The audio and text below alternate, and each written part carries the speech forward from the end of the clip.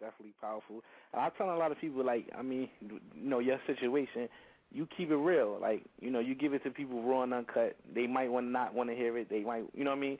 But you can't get no raw, then how you going to give it to them? So. Oh, yeah, I'm living with AIDS. I don't have no problems telling people that. I'm blessed. Because there's some people that are not here anymore. But I have a purpose in life, and that purpose is, I'm trying to fulfill it every day and be a messenger and give my testimonies to others. Who might not want to hear it, that's on them. But there are people that do need to hear it so that they can be empowered from them, for themselves. Yeah, because I know there's a lot of misconceptions when it comes to AIDS. Like, what are some of the biggest misconceptions people have referring to the disease? Well, first of all, people still think that if you kiss somebody, you shake somebody's hand, you're going to get HIV. That is absolutely wrong. That's ignorant. Yeah. If you go to the bathroom behind somebody with HIV, no, not. The only way that you're going to contract HIV is through bodily fluids. And the bodily fluids has to be exchanged with another human being's bodily fluids. Some people think saliva. No, not saliva. It would take you to spit on somebody gallons and gallons and gallons of saliva, but they can detect the HIV antivirus in your saliva. So that's why they do the OraSure now, that the HIV test only takes minutes, swab of the mouth, and then you can find out your results in 20 minutes. Versus before, when you had to go to the doctor, they had to stick you with a needle, draw your blood, it'd take 10 days. People already don't want to come back and get their results. Yeah. So them waiting 10 days made it even worse. And then, but we epidemic because people are still running around, not using condoms, not protecting themselves, not knowing they have HIV, and spreading it. And that is one of the biggest numbers. There are so many people that don't know they have HIV. Yeah, and they just keep passing it, and they know. Yeah, and they won't get tested. Yeah, that's crazy. How did you get infected? Well, I found out through a life insurance policy, and that's how a lot of women find out, through life insurance policies.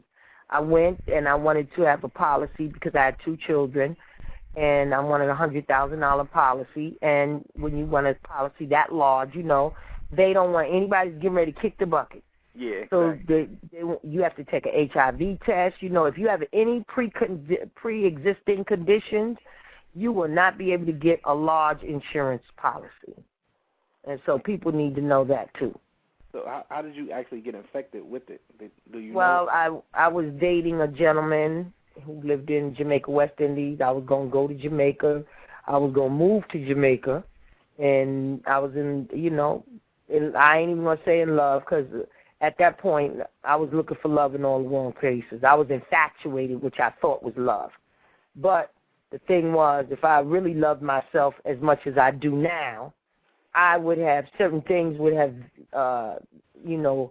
antennas would have gone up, signals would have gone up to let me know that this person wasn't on the up and up. He was living a whole nother life. So, how long has it been since you found out? Because I remember clearly 10 years ago you told me that in the March that you found out, and you were starting the awareness. So how long before that was it? How many years has it actually been since you found out you was infected? I heard a click. Oh, you did? Oh, no. Maria. Yeah, I'm here. I was saying, I remember, 10 years ago, I was in the mart, and I remember you came in the mart with us, and you was telling us, you was working with the awareness. That's what I think when you first started. It was about 10 years. My daughter's 10, so it was about 10 years ago. Mm-hmm. So how long have you actually been living with it now?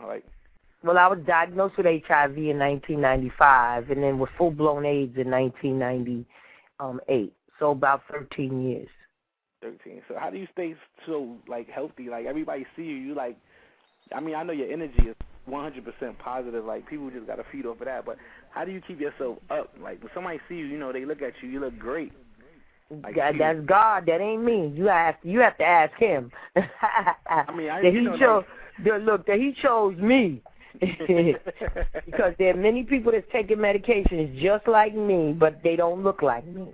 Yeah. So that, and you have to be positive. You have to have a positive outlook and know when you know that God rules your life and that nobody on this earth can do anything to you but him when it's your time, you don't even worry about nothing else. Now, was it hard for me to get there? Of course it was. You know, you got the stigma out here of HIV. Come on, the monster. Yeah. You know, people whispering, and that's why I really told everybody, you know, it was hard in the beginning. I was doing shows at SOs, and nobody even knew I had the virus. I had a hole in my tongue that was the size of a nickel. Nobody even ever saw the hole. And I was doing those shows, and nobody even knew. Now, people were speculating, that I was getting high or something like that. But, you know, in our community, instead of saying, you know something, Maria Davis, I've been watching you. I noticed that you're losing weight. You know, you don't look yourself. I'm not trying to find out your personal business, but I'm praying for you. Is there anything I could do? Did anybody say that to me? No, they didn't. But everybody had all of these preconceived reasons why I was losing weight and why I was looking the way I was looking. Yeah, but nobody reached out. No. Reach out, please. HIV, you know, you get HIV, you sexually promiscuous. But what happens with the child who's born with HIV? Are they sexually promiscuous? No. What happens to the man or the woman that one time out the box truly loved somebody and the person wasn't honest with them and they get HIV? Were they sexually promiscuous? No. So, you know, we have to stop pointing the finger and judging folks and get on the bandwagon of how we can stop HIV in our community. Because we are the number one. It is the leading killer amongst African-American women. We are 22 times more likely to get HIV than a Caucasian woman.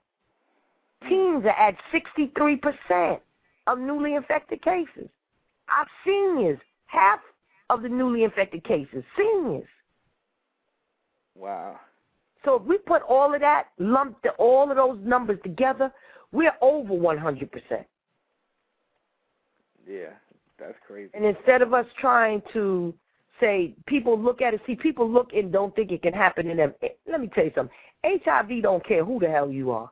Magic Johnson, Rock Hudson.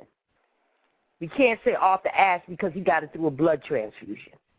But you have a lot of artists out here. What artists do you know died of HIV besides Kenny Green of the group Intro, Eazy-E, back in the 80s, and you had Eazy-E and Maria Davis. Yeah, we definitely put you in that category. But you're not dead, so we ain't even going to talk about that. Right. But I'm saying, other than that, come on, you mean tell me out of, okay, El DeBarge's brother died of AIDS. Yeah. You know what I'm saying? Chico and El DeBarge's brother. But so you mean tell me out of all of these people, only 4 of us in the music industry? Come on. But I always say, people always consider that, people say the black person's cancer. Because, you know, when a black person died, they wither away. And you be like, oh, what happened to him? Oh, he had cancer. Like, do you think majority of those cases are HIV and they families, like, trying to cover it up? Or? Well, let me tell you something. If you know anything about AIDS, you don't die of AIDS. You die of the complication. And the complication could be pneumonia, PCP pneumonia, cancer, kidney failure, Kaposi sarcoma, which is those lesions that you see on men. Women don't really get them. Women in the beginning was dying of cervical cancer because that's where it attacked in our cervix. So, and the HPV, which is connected to having early sex, and you can't really detect human papillomavirus. So for women that are infected with HIV, it goes into cancer. So you don't die of AIDS. You die of the complication, meningitis. I read online, not to cut you, I didn't mean to cut you off, but I read online that there's a new strain that's undetectable, but the person can pass it. Like if they take an AIDS test, it'll come up negative, but they could continue passing it on to people. Is that true? Yeah, there is a small group of people. There's a small group of people that are the carriers that will not go into their HIV will not advance.